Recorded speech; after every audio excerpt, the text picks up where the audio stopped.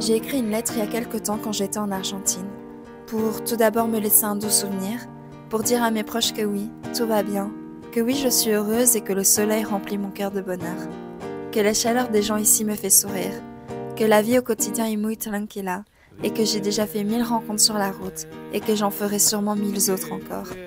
Que j'apprends l'espagnol assidûment. Hola. Que je teste plein de spécialités locales et que j'ai sûrement pris pas mal de kilos car j'aime tellement manger, goûter à tout. Que parfois oui, ma famille et mes amis me manquent si fort que j'aimerais me téléporter le temps d'une soirée. Je suis triste de partir. Boire des bières tout en retrouvant mes frites belges et ma sauce Brésil. J'aimerais leur dire qu'en voyageant seul, nous ne le sommes jamais vraiment, mais que parfois il arrive que la solitude surgisse et m'angoisse. J'aimerais leur dire que je me suis retrouvée, mais pas encore non plus tout à fait, qu'il y a encore une grande partie de moi que j'aimerais découvrir à l'avenir, que j'ai appris à surfer, que je lis tous les jours, que je fais beaucoup de photos, et que je pense sans cesse au passé, au futur, et que j'essaye en même temps de vivre le moment présent, que j'ai rencontré des personnes magnifiques, et que je note tous nos moments dans des carnets de voyage. C'est le Machu Picchu. J'aimerais leur dire enfin que j'ai gravi des montagnes. Maman, papa, j'ai gravi des sommets de plus de 5000 mètres. J'ai même gravi un volcan de 6000 mètres. C'est fou, non? Au début du voyage, je me sentais même incapable de faire une randonnée à la journée. Je manquais tant de confiance en moi, et là, je ressors si fière. Fière de l'avoir fait, fière d'avoir essayé, fière de m'être retrouvée le temps d'une année. Je ne rentre pas tout de suite, non. J'ai encore quelques mois pour découvrir ce continent cher à mon cœur, pour profiter des gens que j'aime ici, pour penser à l'après. Mais je reviens vite. La Belgique me manque. Vous me manquez. Bisous, bisous. Bon, les gars, je vois eu 1 an de voyage. Donc je vous retrouve dans cette vidéo qui est un peu particulière. J'en ai pas vraiment fait pendant le voyage, mais celle-ci, elle me tenait vraiment à cœur parce que, ben voilà, on va faire le bilan. Aujourd'hui, on va fêter les 1 an de mon voyage solo en Amérique du Sud. Et c'est fou de se dire ça. C'est fou, en fait, j'ai l'impression d'avoir eu 10 vies cette année, tellement il s'est passé des choses. Merde, mon petit lama. Faudrait lui trouver un nom, à ce lama. Je pense qu'il va s'appeler Charlie. J'aime bien Charlie. Enfin non, il faudrait quand même trouver un nom espagnol. Carlito. Carlito. Est-ce que c'est italien ou est-ce que c'est espagnol? Je ne sais pas. Mais je pense que Carlito, c'est pas mal. Je voulais aussi déjà vous dire qu'il y a une vidéo qui va aussi bientôt arriver si je prends le temps de la monter. Mais en fait, l'année avant de partir, pour ce long voyage, en fait, je me suis filmée pendant 1 an. Donc je savais déjà 1 an à l'avance que j'allais partir et j'ai voulu filmer un petit peu tout le processus, toutes les étapes, tous mes doutes, toutes mes peurs, les étapes comme une démission d'un travail. Je vais vous parler aujourd'hui de ma démission. Les au revoir, les démarches administratives qui étaient sans fin. Merci la Belgique. Donc je pense que dans un premier temps, on va parler de mon itinéraire. Comme ça va mettre un petit peu les bases et vous allez un peu voir ce que j'ai fait. Je vais pas tout détailler parce que c'est pas vraiment le but de cette vidéo. Je savais déjà depuis 1 an avant, enfin même beaucoup plus longtemps, depuis que je vivais au Canada, que j'avais envie de visiter l'Amérique du Sud. Et en fait, je vivais à Toronto, qui est une ville multiculturelle. Et du coup, j'ai rencontré vraiment des personnes de tous les horizons et beaucoup de latinos. Et en fait, j'ai commencé à aller, par exemple, j'ai fait Cuba quand j'étais là-bas. J'ai été au Mexique aussi 2 fois pour voir une de mes meilleures amies qui est mexicaine. Et j'ai vraiment commencé à adorer la culture. J'adore la vibe de l'Amérique du Sud. J'aime les gens de là-bas. J'adore la chaleur. J'adore le soleil. Et donc, ça me trottait dans la tête depuis un moment. En tout cas, depuis que j'étais là-bas. Et puis, j'ai décidé de revenir en Belgique, de faire un peu ma vie. Il y a eu l'époque Covid. Puis, j'ai trouvé un travail qui était un CDI. Et donc, la vie a suivi son cours. Mais l'idée m'est un peu restée dans la tête depuis toutes ces années. En fait, au bout de 2-3 ans 3-4 ans même de vie en Belgique, je commençais à avoir un peu le goût et j'étais pas heureuse. J'étais vraiment pas heureuse. Je me sentais pas à ma place. Je sentais que j'avais envie encore de découvrir le monde, que le Canada, j'étais tellement nostalgique de cette période du Canada. Et je me dis, c'est pas possible de rester comme ça et de pas vivre le moment présent, de pas vivre sa vie comme je le veux. Et en fait, j'ai eu plein de petites merdes qui se sont enchaînées, clairement, pendant cette dernière année.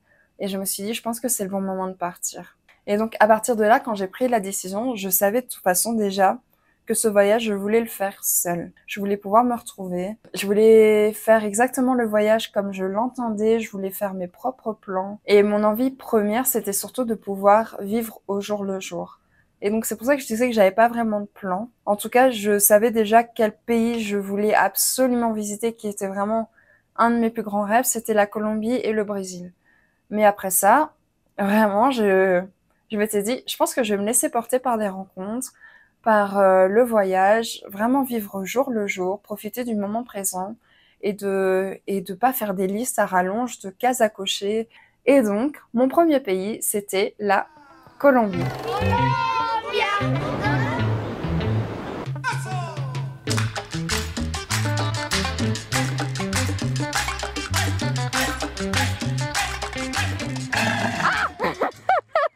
Donc c'était mon premier pays de rêve. Je sais pas pourquoi j'ai toujours eu envie d'aller en Colombie, mais vraiment ce pays m'attirait. Et donc la première chose que j'ai faite en arrivant là-bas, c'est une école d'espagnol. Parce que je parlais pas espagnol. En fait, en Belgique, enfin malheureusement, entre guillemets, on n'apprend pas l'espagnol à l'école. En tout cas, c'est très très rare les écoles qui proposent ce cours. Et mon rêve depuis toujours, c'était d'apprendre l'espagnol. Donc ça, c'était aussi un des objectifs du voyage. Et je me suis dit, bon, partir seule, c'est déjà compliqué. Ma famille était pas très contente. Et c'est vrai que ça m'a fait un peu peur, ça m'a mis plein de doutes que j'aurais pas dû avoir, mais ça m'a fait douter beaucoup. Et donc je me suis dit, bon, avant de commencer le grand voyage, je vais peut-être commencer par une école d'espagnol en Colombie. Et en fait, il y avait une école que je suivais depuis hyper longtemps, ça faisait des années que je les suivais sur Instagram, ça s'appelle Spanish Adventure. Et ça se situe à San Carlos. Et quelle école, c'était incroyable.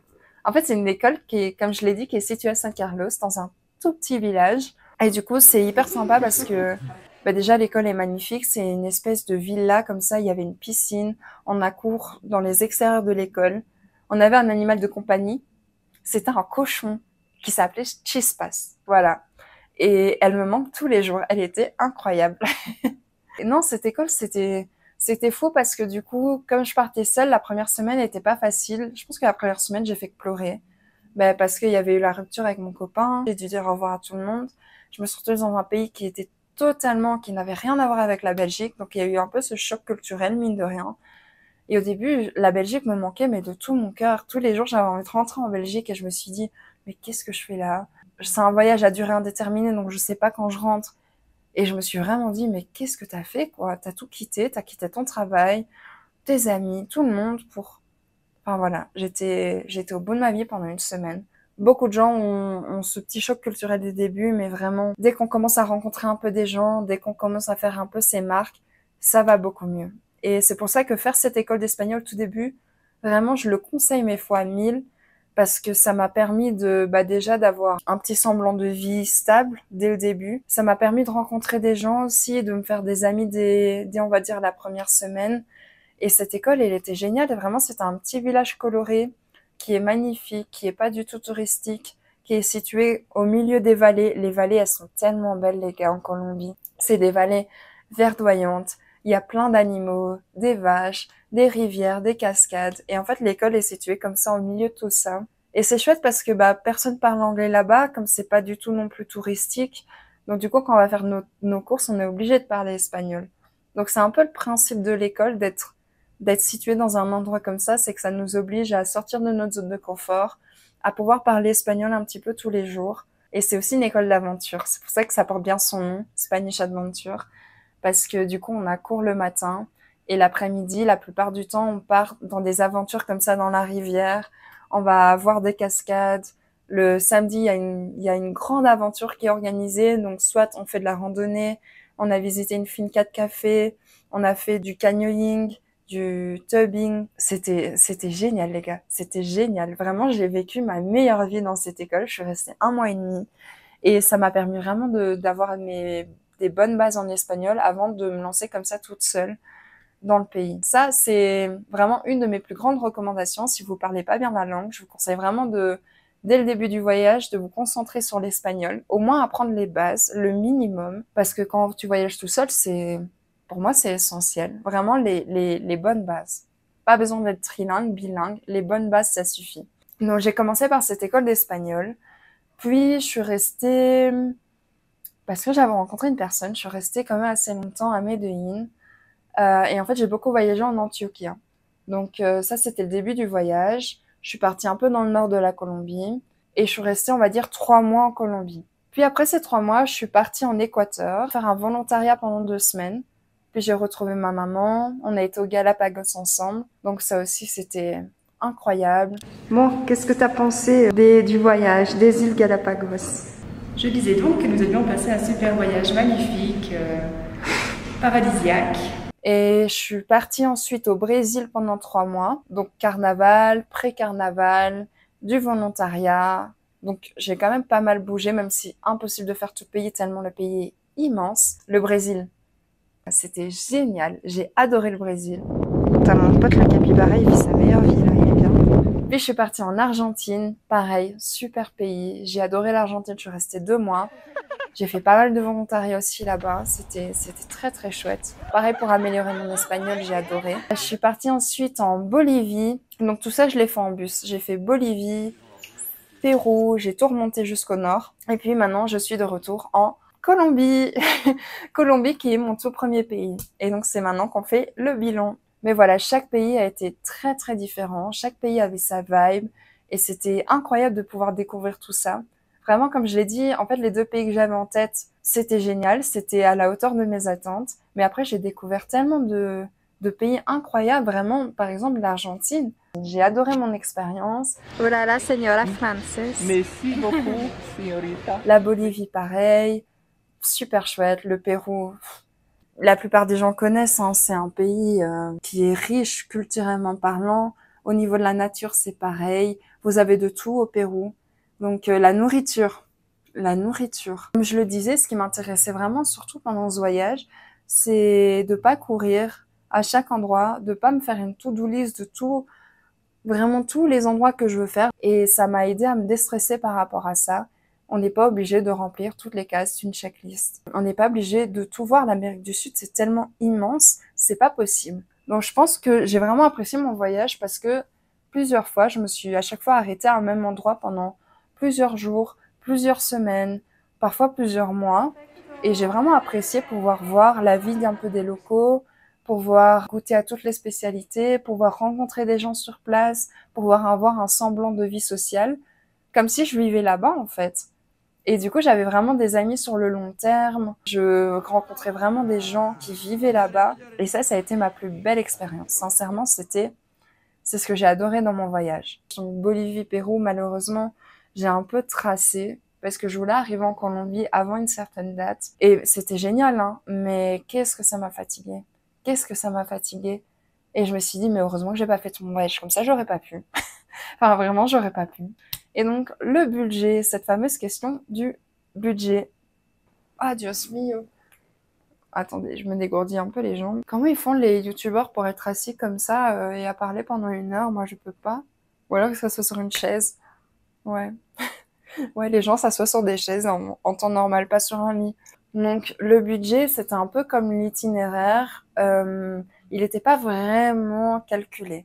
Donc, en gros, ce que j'ai fait, déjà quand j'étais au bout de quelques mois de voyage, les gens me demandaient, mais tu fais quand même attention à ton argent, fais attention à ta retraite. Enfin, toutes ces questions-là, et qu'est-ce que tu vas faire après?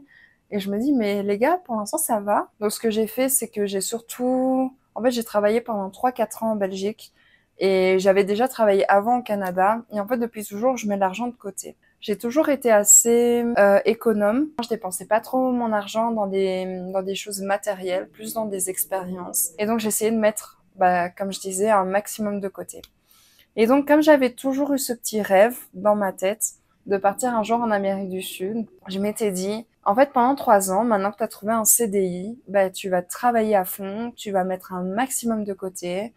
Et on verra, ce sera pourquoi, on verra, ça se trouve, ce sera pour acheter un appartement.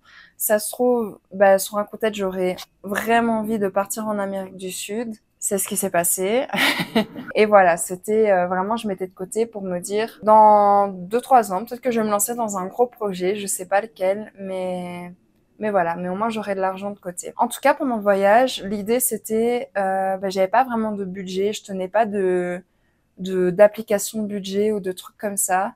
je me disais juste dans la tête, allez, je dépasse pas les 30 € par jour. C'est le maximum du maximum. J'essaie d'économiser un maximum, en tout cas sur les logements, sur les activités. Je faisais pas non plus des activités tous les jours, mais je me suis octroyé quand même des bonnes vacances dans le voyage. Donc je vais vous expliquer tout ça. Pourquoi il y a toujours des motos comme ça? Je suis censée être dans une rue calme. Ah, nom d'un chien. Qu'alors, les gars, qu'alors. Non, j'ai pas à me plaindre. Et il y a 3 semaines, je me mourais de froid au-dessus d'une montagne, là, au Pérou. J'ai toujours dit, j'aimais bien la chaleur. Ben, maintenant, t'assumes, tu vas aimer la chaleur. Il fait 30 degrés, c'est génial. Oui, voilà. Donc, on va déjà mettre les chiffres. Donc, en gros, on va dire que je suis partie, je voulais pas dépasser les 25 000 € de dépenses. 25 000 €, c'est énorme. C'est énorme. Mais en tout cas, c'est tout ce que j'ai réussi à mettre de côté. J'ai mis de côté un peu plus. Et avec tout ça, j'ai pu acheter le matériel. Je me suis acheté mon sac à dos. Déjà quand même 1 an, 2 ans avant de partir. Je suis partie avec lui au Mexique d'ailleurs. Donc il y a tout le matériel, le sac à dos, les vêtements de randonnée, des chaussures et tout ça, j'ai acheté au fur et à mesure du temps. Mais sinon, on va dire pour le voyage en lui-même, en tout cas pour partir là-bas, je voulais pas dépasser en tout cas 25 000 € de voyage, ce qui est quand même énorme. Mais comme je disais, en fait, là-dedans, dans ce budget-là, je voyageais en tout cas d'une manière qui est assez économe.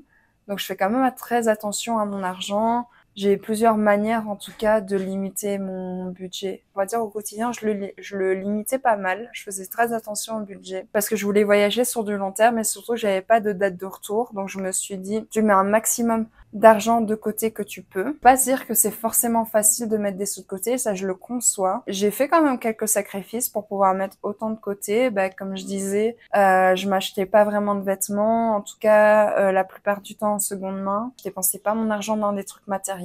La plupart du temps, c'est du seconde main.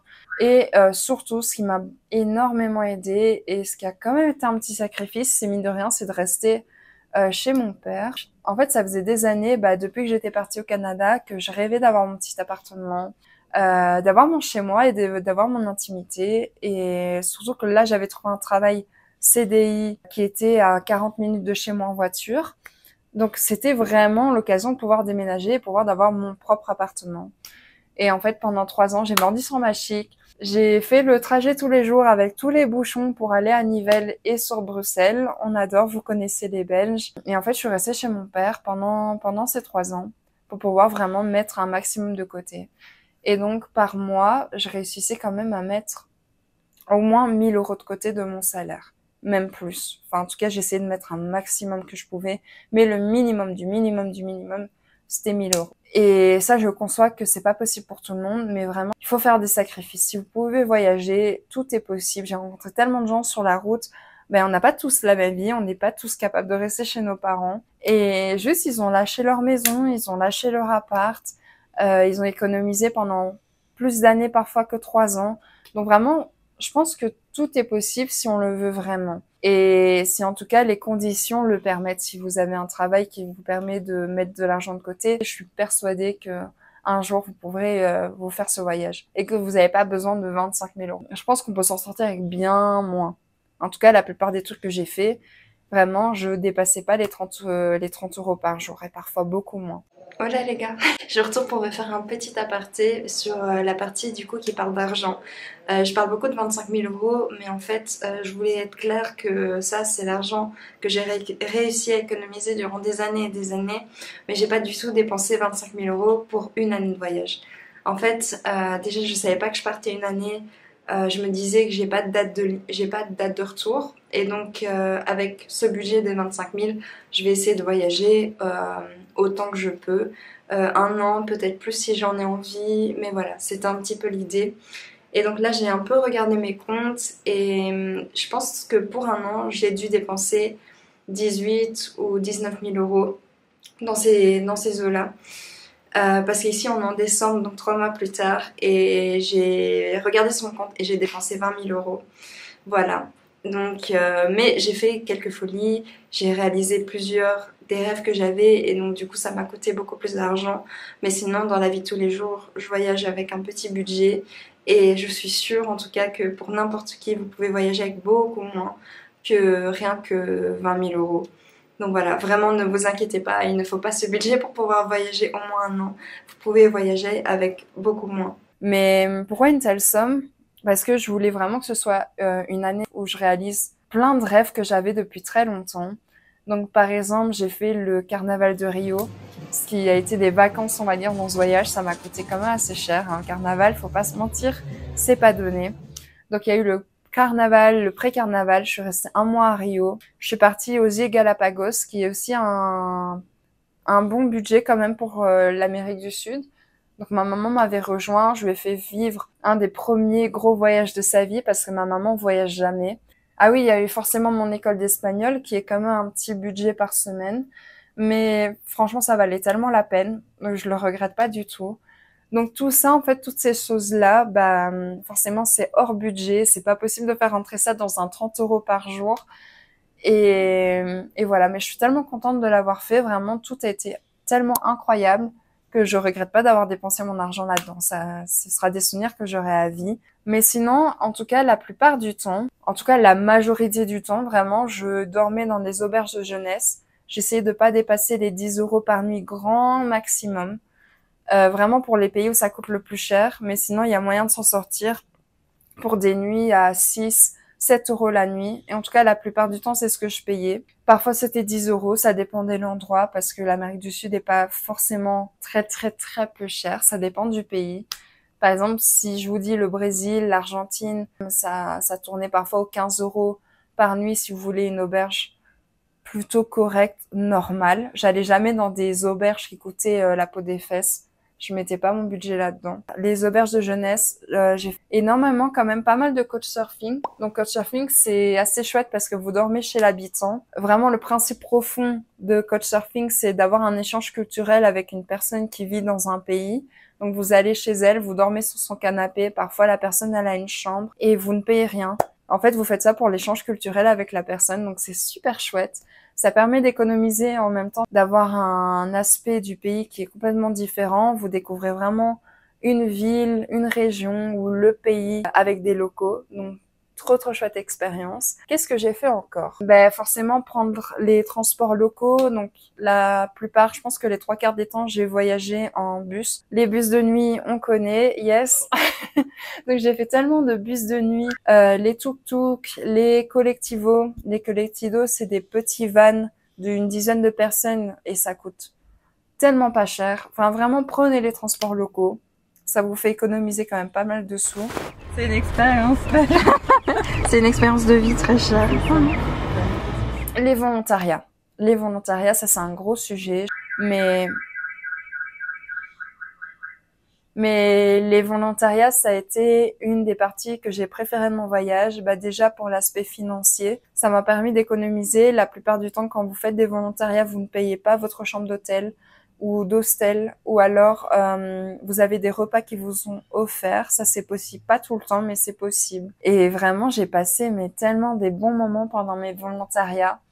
J'ai fait des volontariats, bah déjà dans mon école d'espagnol, j'ai pu en faire. Donc j'ai fait leur communication, j'ai fait de la photo, de la vidéo, et ça m'a permis de pas payer mon logement dans l'école, donc de pas payer mon lit dans le dortoir, de pas payer ma nourriture, et en plus d'avoir mes cours beaucoup moins chers. J'ai fait un volontariat en Équateur dans une guest house qui était sur la plage, sur une petite plage perdue d'Équateur. J'ai fait un volontariat au Brésil dans un petit hôtel de surf. Meilleur volontariat que j'ai fait. Aussi dans le fin fond du Brésil, dans une petite ville qui était pas touristique, donc du coup, la ville déjà est beaucoup moins chère, c'est pas les prix de Rio. Et en plus, bah, faire du volontariat, ça limite les coûts du logement, donc tout était bénef. J'ai pu apprendre à surfer pour quasiment gratuitement, en tout cas, je payais pas mes cours de surf. Voilà. C'était génial. J'ai fait du volontariat en Argentine, donc je me suis occupée d'un petit garçon. J'ai fait un volontariat dans une fondation pour personnes en situation de handicap. Donc voilà, j'ai fait quand même pas mal de volontariat dans plein de pays différents et c'était mes meilleures expériences de voyage. Et d'ailleurs, mes volontariats, je les trouve pour la plupart sur Worldpackers. C'est ce qui marche quand même assez bien en Amérique du Sud, en tout cas au Brésil. Ça vient du Brésil apparemment, ceci. Donc voilà, Worldpackers ou Workaway. Donc ça, c'est un super bon plan pour voyager à petit budget. Et sinon, bah forcément, je voyage en sac à dos. Donc ça me permet aussi de pas dépenser mon argent dans des choses matérielles. Donc, je me suis quasiment pas acheté de vêtements pendant un an, parce que voilà, j'ai pas la place. J'ai pas acheté de souvenirs à part mon petit lama ici, là devant vous. C'est mon seul souvenir de voyage. Sinon, je m'achète des cartes postales, des bracelets, voilà, des bracelets, des chouchous. Le prochain sujet que je voulais aborder, c'était surtout mes peurs et mes doutes que j'avais en partant. Parce que je partais déjà toute seule et qu'en plus je partais en Amérique du Sud et vous le savez autant bien que moi que la plupart des gens vous diront l'Amérique du Sud c'est dangereux, partir toute seule, c'est inconscient. Donc déjà ça c'était des petits doutes que j'avais, mais en vrai non, pas vraiment en fait. C'est pas l'Amérique du Sud qui me faisait peur parce que j'avais déjà été au Mexique, j'avais déjà été à Cuba. Ça s'était super bien passé et vraiment en fait, je fais tellement tout le temps attention dans ma vie, tous les jours, en allant dans des grandes villes, en allant à Bruxelles, en allant à Paris. Même dans ma ville à moi, il y a des problèmes. Mais je pense que ce qui me faisait un peu plus peur, en tout cas, c'est la solitude. Je pense que la solitude m'attirait beaucoup, autant qu'elle m'effrayait. En fait, j'avais peur de la solitude dans le sens où, même si je me sentais plus très bien en Belgique, la dernière année, je savais que ma famille et mes amis allaient énormément me manquer. Et c'est hyper frustrant parce que je sais profondément que j'ai envie de vivre à l'étranger, j'adore ça. Ça m'énerve parce que je me dis, ma famille et mes amis, ils peuvent pas bouger, ils sont là-bas. Je les aime trop et vraiment ils me manquent. Et c'est ça que j'avais peur pendant ce voyage, c'est que j'ai beaucoup de moments où je vais me sentir très très seule. Et c'est arrivé. C'est arrivé, c'est la réalité. Oui, en fait, c'est très compliqué de autant aimer voyager, découvrir et de laisser un peu tout le monde derrière soi. Ce qui est frustrant, c'est qu'on a toujours peur aussi de rater des événements qui soient positifs. Un anniversaire, je sais pas, un mariage, une naissance, comme ça m'est déjà arrivé quand j'étais au Canada.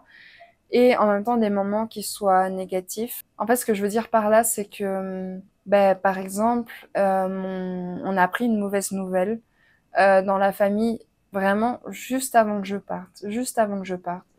Et les dernières semaines avant le voyage étaient horribles. Parce que j'ai tout remis en question. Je me suis dit, mais pourquoi tu vas partir alors qu'il y a ce problème-là dans ta famille? Tu les abandonnes et alors que c'était prévu depuis un an. Et ouais, non, ça a pas été facile. Je me suis dit, mais s'il arrive un truc quand moi je suis là-bas et du coup, ce que je me suis dit, c'est que je pars. Si ça va pas, je reviens. Rien ne m'empêche de revenir. Il y aura aucun souci. Je reviendrai en Belgique et je serai là pour ma famille. Mais voilà, c'est toujours des peurs comme ça qui arrive quelque chose. Et finalement, ça s'est très bien passé. Donc voilà, je suis très contente que tout se soit bien passé, que tout va beaucoup mieux.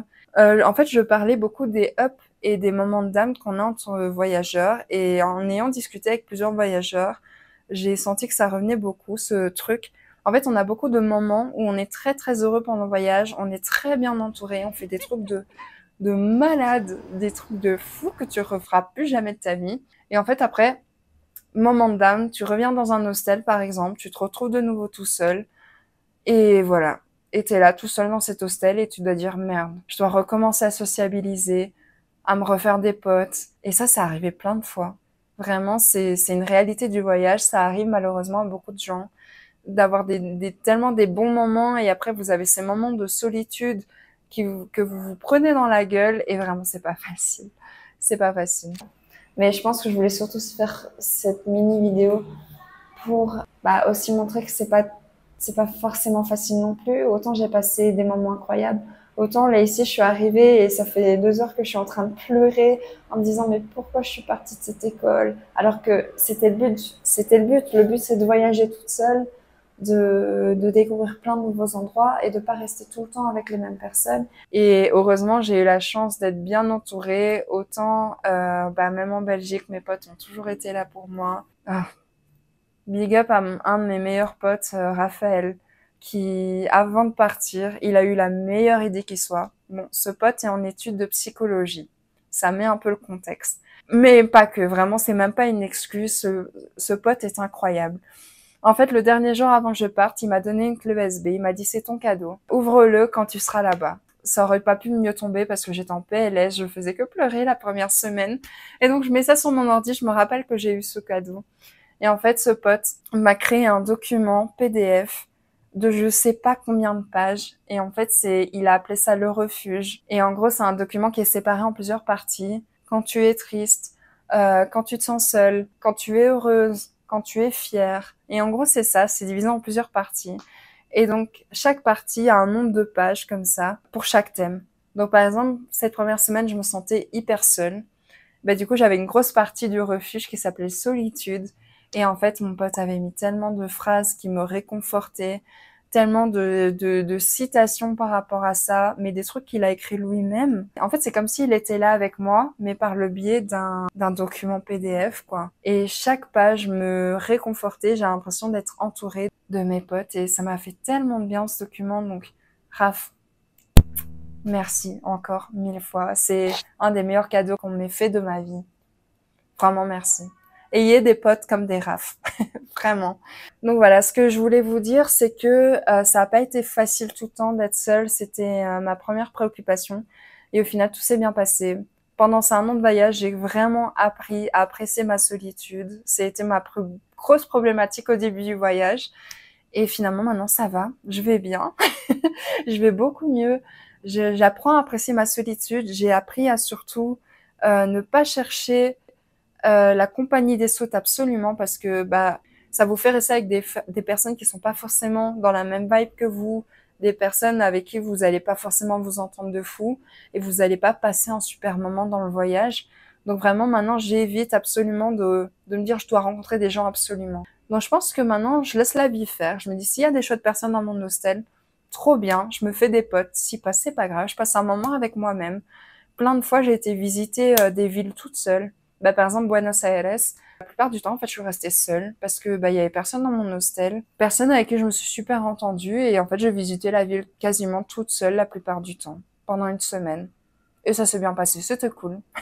C'était pas le meilleur moment de mon voyage, mais c'était chouette. Et après, je peux dire vraiment que je suis chanceuse aussi parce que, mine de rien, c'est une réalité. On est en Amérique du Sud. Je pense que le plus gros truc qu'on peut risquer ici, c'est de se faire voler. Et je touche du bois. Il ne m'est rien arrivé pendant ce voyage et c'est incroyable. En tout cas, surtout les grandes villes, c'est là où il y a le plus de risques, et il m'est rien arrivé, j'ai pas été volée, j'ai toujours pris mes précautions fois 1000, j'ai toujours fait hyper attention à mes affaires, aux gens que je côtoyais. Si je sentais pas la personne, je m'en allais très très loin, très rapidement. Et par rapport à la solitude, je pense qu'il y a une chose qu'un ami m'a dit un jour, en tout cas au début du voyage, qui m'a beaucoup aidée. J'ai beaucoup pensé à ça pendant le voyage. Il m'a dit, exactement, you will meet more amazing people. Et en fait, ça m'a fait beaucoup de bien qu'il me dise ça, parce que je me suis vraiment rappelée très fort de cette phrase. Je l'ai même notée dans mon téléphone.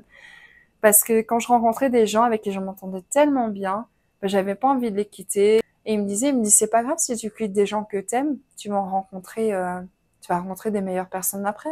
Et il avait raison. Et vraiment, il avait raison. Une autre question aussi que je voulais aborder, c'est est-ce que l'Amérique du Sud, c'est dangereux? Grande question. Forcément, parce que c'est un des trucs que j'ai le plus entendu avant de partir en Amérique du Sud. Et en tout cas, que j'ai le plus entendu aussi du côté de ma famille, partir toute seule en Amérique du Sud. Quelle idée, tu es folle. Et non, en fait, comme j'ai dit, ça s'est très bien passé. Je pense que le truc qu'on risque le plus, c'est, comme je l'ai dit, de se faire voler. Et c'est normal. On est dans des pays beaucoup plus pauvres que chez nous. C'est une réalité et je le comprends. Je dis pas que c'est la bonne chose à faire de voler des gens. Les gens, par exemple, ici, un iPhone pour eux, dans des pays comme le Brésil, c'est 1 an de salaire. Donc forcément, le vol, ça peut arriver. Donc prenez vos précautions par rapport à ça. Mais sinon, faites juste très attention. J'ai très très rarement fait des randonnées toute seule, par exemple. Me balader toute seule le soir, non, je le faisais pas. Certaines villes, je faisais très attention. Par exemple, Rio, j'ai pris des Uber tout le temps. Je marchais pas dans la ville parce que je savais que la ville était plus dangereuse. Donc vraiment, je prenais un maximum de précautions. Dans les bus, je faisais toujours attention à mes affaires. Donc vraiment, si vous faites un minimum attention, que vous pratiquez les conseils de base, comme quand vous êtes à Paris, par exemple, normalement, tout se passera bien. Même s'il arrive forcément des galères de voyage un petit peu à tout le monde. En tout cas, moi, cette année s'est super bien passée. Petit aparté sur la sécurité quand même. C'est vrai que je suis assez légère parce que c'est vrai qu'il m'est rien arrivé pendant le voyage, mais je voulais quand même rappeler que ça reste une réalité. On est en Amérique du Sud et quand bien même on est en Amérique du Sud, ça peut arriver partout dans le monde. Il y a eu des problèmes même en Asie, en Australie, vous le savez bien en suivant l'actualité. Mais voilà, faites toujours très très attention, regardez toujours où vous allez. C'est vrai qu'il y a des pays, en tout cas des villes surtout, qui sont un peu plus dangereuses que d'autres. Ici, je pense beaucoup à Rio. Donc à Rio, c'est très très fréquent qu'il y ait des braquages. J'ai beaucoup entendu autour de moi qu'il y a des braquages, même dans les coins qui sont un peu plus sécures de Rio. Donc voilà, faites toujours bien attention, sortez avec le minimum que vous avez et n'oubliez pas que ça reste une réalité. Il faut pas prendre non plus le voyage à la légère. Faites toujours très très attention. Alors, ce que j'ai appris pendant mon voyage en Amérique du Sud. On arrive sur la fin de la vidéo et je voulais vraiment aborder ça pour finir sur une bonne note. Mais tout d'abord, tout ce qui était éphémère n'était pas si terrible parfois et je pense que ça fait surtout la beauté du voyage. Que ce que j'ai vécu, c'était fort, parce que c'était court. Donc, par exemple, j'ai fait un volontariat au Brésil qui était incroyable. J'ai l'impression d'avoir retrouvé une famille là-bas avec d'autres volontaires. On s'entendait tellement bien. On vivait vraiment notre meilleure vie. On travaillait, on allait surfer. On passait toutes nos soirées ensemble, comme une famille, quoi. C'était ouf. Et en fait, je me suis dit, peut-être c'est parce que je suis restée qu'un mois là-bas, 3 semaines, un mois, que c'est ça qui a fait la beauté du truc, c'est que ça a été fort pour nous tous, nous les volontaires, parce que c'était que 3 semaines. Et du coup, on a vécu vraiment les 3 semaines à fond, et c'était génial. Donc je me dis, est-ce que si tu y retournes, est-ce que ce sera la même chose? Donc voilà, ça c'est une chose que j'ai appris, c'est que il faut profiter du moment présent et de se dire, c'est un moment ouf qu'on a vécu dans notre vie, qu'on s'en souviendra toute notre vie et que voilà, et que on vivra d'autres moments super chouettes. Donc j'ai appris à aimer très très très très fort. En fait, j'ai rencontré tellement de gens pendant ce voyage, c'était incroyable. C'est incroyable, je me suis fait vraiment des amis, je sais que je vais les revoir par exemple quand je vais rentrer en Belgique. Je me suis fait des potes de partout dans le monde et j'ai vraiment aimé toutes ces personnes, mais du plus fort que je pouvais. J'ai fait une aventure au Brésil par exemple. En fait, ça je vous en parlerai aussi, j'ai fait le voyage Féminité Sororité de Laetitia à Rio. Et en gros, c'est une semaine, un peu plus d'une semaine, je pense que c'est 9 jours, que tu passes qu'avec des femmes. Et donc c'est un projet qui se veut féministe, qui se veut, qui met en avant la sororité.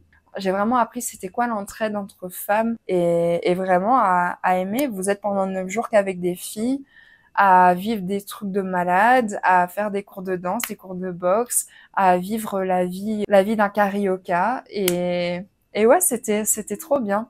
Et d'ailleurs, pareil, une grosse pensée pour Alexandra, avec qui j'ai vécu cette aventure et avec qui après j'ai voyagé 1 mois au Brésil.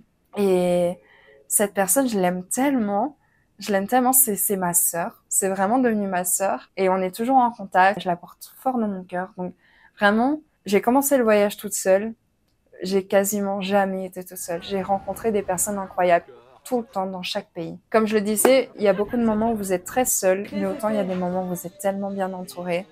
Donc ouais, trop bien. J'ai aussi appris à me connaître beaucoup plus et à apprendre quel type de voyage me correspondait mieux. Donc par exemple, maintenant je sais que j'aime pas courir, j'aime pas voyager rapidement, j'aime pas cocher des cases et j'ai vraiment appris à voyager très très lentement. J'adore ça. J'adore les volontariats. Donc voilà, je me connais beaucoup mieux aussi, j'ai appris à m'aimer beaucoup plus. C'est hyper lambda, c'est hyper bateau, mais c'est vrai, j'ai été dans des pays où on voit le corps différemment, on voit la femme différemment. J'ai appris à me libérer beaucoup plus du regard des autres et ça c'est vraiment un cadeau que je me suis fait à moi-même. Donc, trop bien. Ah oui, et bien sûr, l'espagnol. L'espagnol, les gars. J'ai appris l'espagnol. Voilà. Je ne suis pas trilingue. Je me suis améliorée en anglais aussi bizarrement, parce que forcément on parle anglais tout le temps dans les auberges de jeunesse. Je me suis bien améliorée. Déjà à l'école, j'ai appris les bases. Les volontariats aussi, ça m'a énormément aidée. Parce que la plupart du temps, vous parlez qu'espagnol pendant ces volontariats, les gens ne parlent pas forcément anglais. Donc, trop chouette aussi. J'ai encore beaucoup à faire, beaucoup à apprendre. Je dois beaucoup m'améliorer pour le vocabulaire, mais voilà. En tout cas, je fais de mon mieux. J'essaie de parler un maximum et Trop contente. Voilà, je pense qu'on en vient à bout de cette vidéo. Ouais, je suis super contente de cette aventure. Vraiment, c'était une année, c'était à la hauteur de mes attentes, même mieux que ce que je pensais. J'aurais jamais pu penser à quel point ça allait être incroyable comme aventure. En fait, je suis fière de moi. Je suis vraiment fière de moi. Et ça, je me suis dit plusieurs fois, c'est pas facile. C'est pas facile de se lancer des fleurs, mais vraiment, je suis réellement fière de moi de l'avoir fait et de pas avoir forcément écouté les gens qui doutaient et qui avaient des peurs qui se reflétaient sur moi. Et voilà, je me suis vraiment écoutée du début à la fin. Je suis assez têtue. Comme fille, déjà dans la vie de tous les jours, je suis très très têtue. Et là, mais je me remercie du fond de mon cœur encore une fois. Il y a une citation que j'aime beaucoup et que j'avais lue une fois dans l'un de mes bouquins. Et je pense qu'elle reflète parfaitement ce voyage. Et ça disait, mais c'est normal d'avoir peur? Je crois oui. Ça veut dire que ça compte. De Alto Cedro voy para Marcané, llego a Puerto voy para Mayarín.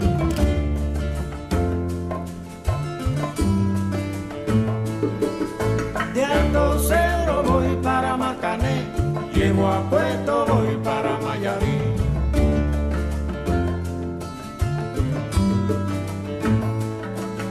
De Alto Cedro